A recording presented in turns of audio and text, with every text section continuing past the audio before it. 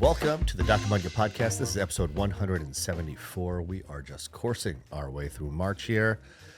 We are in like the third week of March. I mean, I can't believe this year has been going by as fast as it has, but I'm sure you can, especially you folks like me who are longer in the tooth, can, time just goes by faster and faster and faster with every passing year. And certainly that seems to be the case, which is kind of relevant to the subject matter of this podcast. So this podcast will be kind of like a little story time, sentimental type of podcast, but I think it's an important message, or at least I hope you agree. That's an important message. So I'm going to take you back many, many moons, nearly 30 years ago. So when I went to college, I went to Emory University in Atlanta, Georgia, and I was there from 1993 to 1997. I'm an old man. And I actually never planned on going there. It was like one of my safety schools that I applied to, and it's an amazing school. Not knocking it at all. But I was kind of a late bloomer in high school. I kind of got my shit together, in my sophomore year, but I had done some damage in the years prior. You start taking high school classes in like 8th grade. You take a couple of accelerated classes which count towards high school, and I wasn't really that stellar of a student. And 9th grade I was still kind of like goofing off, but in 10th grade I kind of got my shit together, and it was a different story. But I applied to a bunch of colleges. I applied to a bunch of Ivy League schools, and I didn't get into those. And then I got into like a bunch of colleges. I basically looked at the U.S. News and World Report top 25 list, and picked like 10 or 12 schools off of that. And I was kind of choosing between University of Michigan, where I got like a academic scholarship and was in the honors college, and I was thinking about that. I got into Johns Hopkins, Emory, University of Chicago, Washington University in St. Louis. And I think that was it. I think those were the schools that I was choosing between.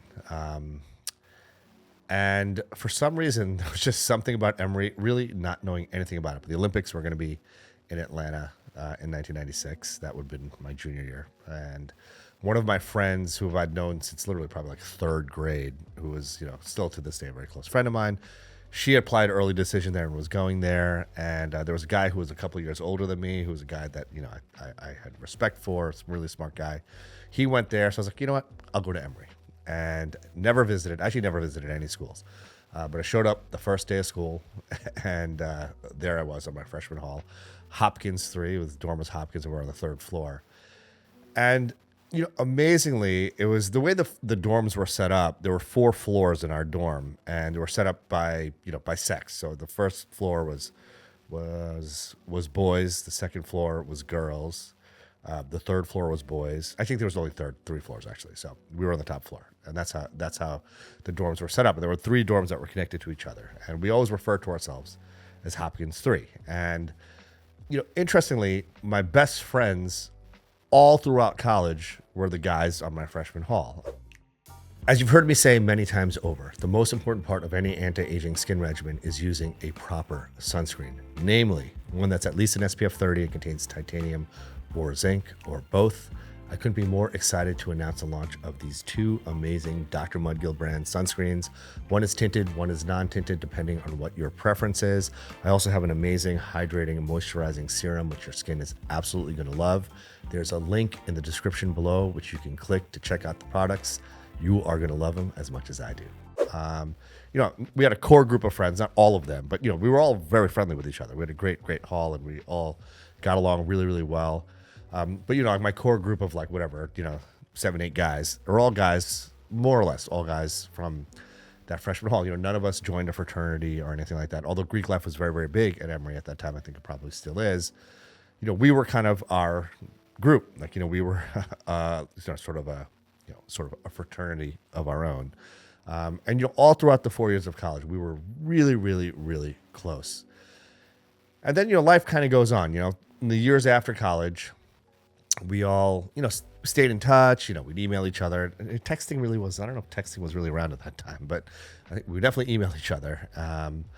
And, we'd see each other when we were passing through town. Folks always used to come through New York. In fact, one of my very close friends was a free spirit. I'm going to get into that part of it. But, he spent an entire summer with me, basically, between my 2nd and 3rd year medical school. I took a year off to do research. and he just literally just lived with me for the summer as he was like, kind of coursing around the country. And as time went on, a bunch of them came to my wedding. I got married in 7 years after college in 2024. I'm sorry, in 2004. And as time went on, then we all started having kids, and everyone started getting involved in in the busyness of life, and we really didn't see each other for. I think the last time I saw a lot of my friends was actually at my wedding or soon thereafter, and there was basically like a big span of time where we all just kind of like fell out of touch with each other. Not all of us, still in touch with a couple of the guys, but more or less like the big group. We weren't in as frequent contact with each other. And then in 2017, we had our 20-year reunion at college, and we all decided that, hey, let's all go back, let's reconnect. And it was an amazing weekend. I flew down on Friday, and I left on Sunday. We all I think did the same thing more or less, but it was literally like we just fell right back into place. It was as if not a day went by. Some of us were a little more wider and robust than we were in college. Certainly, some of us were a little bit more grayer than we were in college. Most of us were a little balder than we were in college, but it was just like no time had passed. It was amazing. And I remember that the Saturday night, there was like a big event for the reunion weekend. And we all went to that party together, and we kind of hung out afterwards, went to some of the bars that we used to go to around town. And we all stayed in the same hotel. We all planned to stay in the same hotel. And we got back to the hotel around like 1 a.m. and we just hung out all night, like in the lobby, just like we would do in college. There was a piano there where my friends played piano. We were just kind of all sitting around the piano, and he was playing piano, and we were just ordered pizza like in the middle of the night. It was as if no time had passed. And that was in 2017. I think once during the pandemic, we got together for like a Zoom happy hour, during the quarantine period. And I really haven't seen the guy since, although, we'll text occasionally. There's like one or two of us that are kind of in infrequent contact with each other. But, that's what happens, with life. Life gets busy. But, sometimes like I'll randomly just like, one of my close friends from college will like pop into my mind. Even though we don't see each other much, I still feel like they're very much a part of my life. And I'll explain to you like why it was like such a special experience for me in particular. But actually, I'll get into that now. So, it's interesting. So all of us had sort of a different story when we got to college. Like for me, it was like, okay, it was kind of like my safety school, and I was like, I'm just going to go there. And I had a great time, no regrets. It was amazing. And it was the perfect fit for me at the time. For some of my friends, they had applied their early decision, or some of my friends got in off the waiting list, and that was like their dream school. And we all had sort of a different path to get to Emory. But what was amazing to me is we were all like, it was the first time I was with a group of folks. Everyone was like very bright. Everyone, you had to have certain scores and grades and stuff to go there, and everyone was like accomplished academically. But the approach that they had, this particular group of guys, was so different than mine. I mean, these were all, we'd have amazing, deep intellectual conversations, just like a lot of college folks do, kind of really challenging and stimulating each other.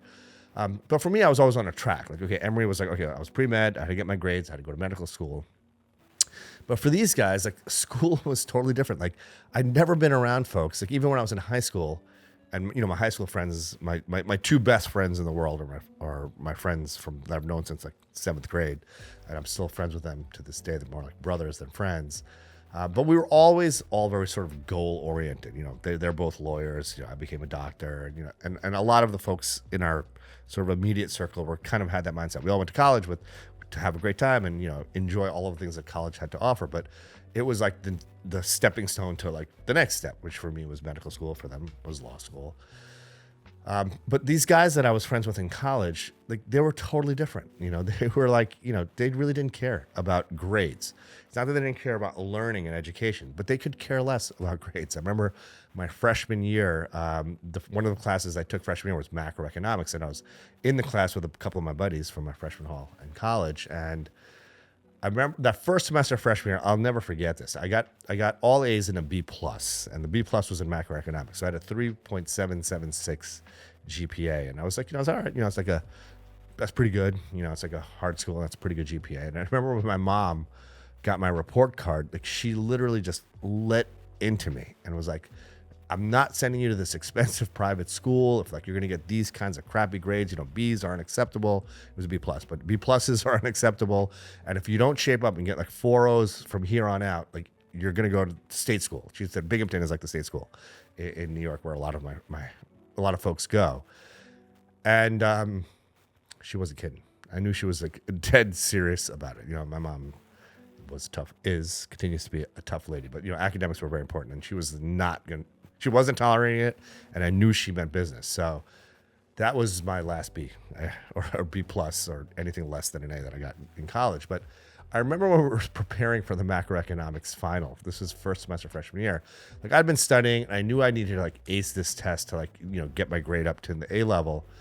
And a couple of my buddies also in the same class, and they were studying, and I was like, we're all like, okay, maybe we should study together. And I went in to study with these guys, and they were just had a very different approach. They were basically like, I'm not kidding when I say this.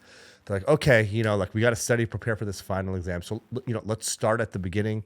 Let's take a look at the table of contents of this book and kind of get a lay of the land, and then we'll kind of dive in to the deeper subjects. And I was like, oh boy, I was like, that's not gonna work for me. So I went off and studied on my own. I think those guys actually got like D's in the class, but the beauty of it is that they didn't care. It's they had such a carefree attitude, and it was so different and foreign to me that folks would like go to college to just like experience college. And it was an amazing, they were like that all throughout college, and all of them have gone on to have amazing jobs and fulfill their dreams and stuff, but it was an amazing, truly amazing experience for me being around these guys who it was quite transformative for me. So the point of all of this is these guys had an incredible impact on my life. Although we don't get to see each other much, I still do think about them. I think about college. I think about those experiences we shared all the time. And a couple of weeks ago, I was, after I work on Fridays, I usually just, I'll grab lunch and I'll actually listen to this podcast and, just to make sure it sounds good and write the description and all that sort of stuff. And for some reason, one of my close buddies from college just like popped into my head. So I just shot him a text and said, hey man, just thinking about you. I've been thinking about you a bunch lately. I hope all is well in your world. And let's try to like FaceTime this weekend. And he called me. He left a very long message, but I couldn't answer the phone because I was at my son's basketball game. But it was an amazing message. It was a great long message. And one of the things that he said in the message, which really touched me so much, he said, he's like, I know we haven't spoken in a while, but like I feel like I talk to you all the time. Like I feel like I'm talking to you, but then I realize it's just in my mind. Like I'm having these vivid conversations with you, but I do think about you a lot, and hope you're doing well. And as an aside, I'm throwing this like a last minute get together. We're all turning 50 this year, so I think this is why it's been so front of mind for me. And he said, I know it's a crazy last minute, but a couple of the guys from my freshman hall are going to come up. A couple of guys coming up from Florida, one's coming up from the DC area. He's like, I know there's no way that you're gonna. It's very unlikely that the universe will align, but I just want to throw it out there, just in case you can make it. And this was like last week, and I was like, wow, that's it's amazing, and it's really impossible to do because he's up in Vermont. I'm here in New York. And there's so I have 3 kids and my wife, and there's lots of moving parts, as I'm sure all of you have as well. But it turns out that this particular Saturday night, we usually have basketball games every Saturday night, and my little guy plays for 2 teams, and the games are usually back to back. So it's usually from like 8:30 to 10:30. There's hoops, so we don't really make plans on Saturday night. But it turns out that this Saturday he doesn't have a game. And my daughter's in Florida competing this weekend. So there's actually no plans on Saturday night. And I was like, wow, like the universe is kind of aligning. And then, as all of us do, you think about, okay, like the pain in the ass factor, like getting up there, coming back, and I'm tired. It's a long week. I want to rest. But the point is, when opportunities like this arise, and, it's really so important to make an effort because that weekend I had for my college reunion is still something I think about 7 years later. The experiences I had in my freshman hall, like almost 30 years ago, are so vividly implanted in my mind. You know, some of those just collective experiences that I shared with my friends throughout college. I think about them all the time. And I feel like Saturday night is going to be one of those things. So I'm going to be in Burlington, Vermont for 13 hours this weekend. I'm flying out late Saturday night. I'm coming back on a 6:30 flight on Sunday morning. So I could be back basically before my kids get up, and hopefully my wife will sleep in too on Sunday. But it's all about making an effort, because for things that count, you know, all of us, at least those of us that are turning 50 this year, we have more trips around the sun behind us than we have coming, you know. And it's important to pick and choose the things that you're going to do. The quality time that you spend with family and friends is really the most special time that there is, at least for me, and I'm sure many of you feel the same way. So I'm excited about this weekend. I know my friends aren't really on social media, so they won't even know. I'm going to surprise them. And I'm super excited for an amazing celebration and creating memories. And truly, that's what life is all about. So with that, I hope you all have a wonderful, restful weekend. Please make the effort to spend time with those whom you love. Let's get it.